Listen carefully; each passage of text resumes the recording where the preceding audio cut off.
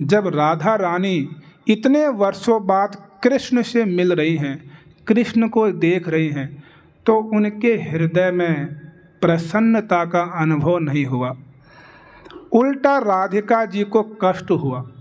क्या कष्ट हुआ कि हे कृष्ण, तुम्हारा यह अन्य देश अन्य वेश ब्रज जने कभू नहीं भाए।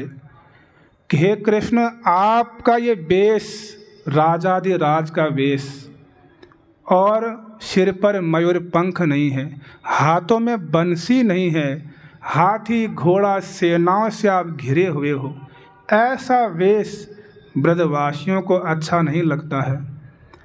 अन्य देश और दूर देश कुरुक्षेत्र में है, तो आज मुझे यहाँ आपसे मिलने में वो आनंद नहीं आ रहा है।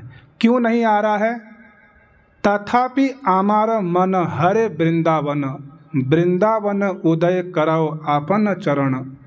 कि मेरा हृदय मेरा मन तो वृंदावन में है, इसलिए आप क्या करो, वृंदावन में आओ, और उस ब्रज में आप जब गोप वेश में विद्यमान होंगे, आपके हाथों में बंसी होगी, सिर पर मयूर पंख होगा, गले में वैजंती माला होगी, पैरों में कोई चप्पल नहीं होंगे, नंगे पैरों में आप विद्यमान होंगे, तब हमको आनंद होगा। आ रहा समझ में राधिका जी के भाव कितने श्रेष्ठ। और फिर अचानक राधिका जी कहती हैं कि मुझे तो आश्चर्य है कि आप वृंदावन को कैसे भूल गए। वृंदावन गोवर्धन यमुना पुलिन वन, स्यई कुंजे रासादिक लीला, स्यई ब्रजेर ब्रज जन माता पिता बंधुगण, बड़ा चित्र केमन पासरीला। कि बड़ा आश्चर्य है कि आप वृंदावन को भूल गए। चलो वृंदावन को आप भूल गए, गोवर्धन को कैसे भूल गए आप? जिस गोवर्धन को आपने अपने हाथों में उठाया था। वृंदावन गोवर्धन, यमुना जी को कैसे भूल गए जिसमें आपने नौका विहार किया था। उन कुंजों को कैसे भूल गए आप? शयी कुंजे रासादिक लीला, जिन कुंजों में आपने रास नृत्य किया था। शयी ब्रजेर ब्रज जन, उन ब्रजवासियों को कैसे भूल गए। चलो ब्रजवासी भी दूर के हो गए, माता पिता बंधुगण, अपने माता पिता को कैसे भूल गए। बड़ा आश्चर्य है।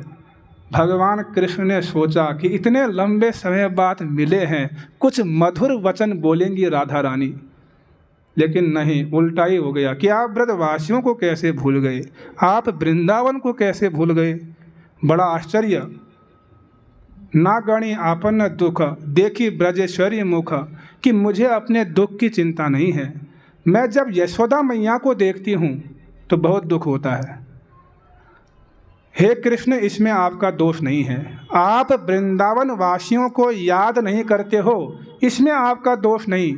तुम ही तुम्हारा नहीं दोषाभास। क्यों? क्योंकि आप तो परम भगवान हैं, परम मित्र हैं, सुहृद हैं, मृदुभाषी हैं, आपके अंदर सब गुण हैं, लेकिन तुम्हारा दोष नहीं। शयी आमार दुर्देव विलास, ये हमारा दुर्भाग्य है कि आप हमको याद नहीं करते हो, आपका दोष नहीं। इस प्रकार राधिका जी कृष्ण को खरी खोटी सुनाती है। अब किसी व्यक्ति को बहुत ज़्यादा सुनाया जाए तो वो व्यक्ति भी कितनी देर चुप बैठेगा। तब भगवान कृष्ण बोलते हैं कि प्राण प्रिय सुन मोर ये सत्य वचन। कि हे राधिका, तुम मेरा वचन सुनो। तुमको नहीं पता कि मैं द्वारिका में कितना तुम्हारे लिए विरहित होता हूँ। फिर कहते हैं, क्या कहते हैं? ब्रजवासी यत जन माता पिता बंधुगण, सब हय मोर प्राण सम। ब्रजवासी यत जन माता पिता बंधुगण, सब हय मोर प्राण सम। तार मध्य गोपी गण, साक्षात मोर जीवन। तुम ही मोर जीवन रे जीवन। कि हे राधा, तुम ऐसा क्यों कहती हो कि मैं ब्रजवासियों को याद नहीं करता हूँ, मैं माता पिता को याद नहीं करता हूँ, मैं सखाओं को याद नहीं करता हूँ, और मैं तुम लोगों को याद नहीं करता हूँ। ऐसा मत बोलो।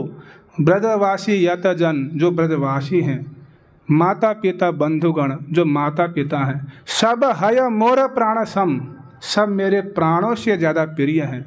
और तार मध्य गोपी गण, साक्षात मोर जीवन, उसमें भी जो गोपियां हैं वो तो मेरा जीवन है।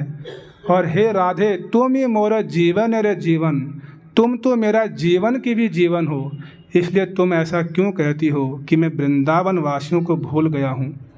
इस प्रकार राधा कृष्ण के बीच वार्तालाप होती है और भगवान कृष्ण राधिका जी को वचन देते हैं कि मैं वृंदावन आऊँगा। लेकिन दुर्भाग्य है कि भगवान वहाँ भी राधिका जी के आगे झूठ बोल गए और वापस लौट गए द्वारिका, और अपने हृदय और मन रूपी रथ पर उन गोपियों ने कृष्ण को बिठाकर वृंदावन ले गई। यही रथ यात्रा का भाव है कि अपने हृदय और मन रूपी रथ पर कृष्ण को कुरुक्षेत्र से कहाँ ले जाओ, वृंदावन ले जाओ। तो गोपियाँ इस प्रकार वापस वृंदावन लौटती हैं।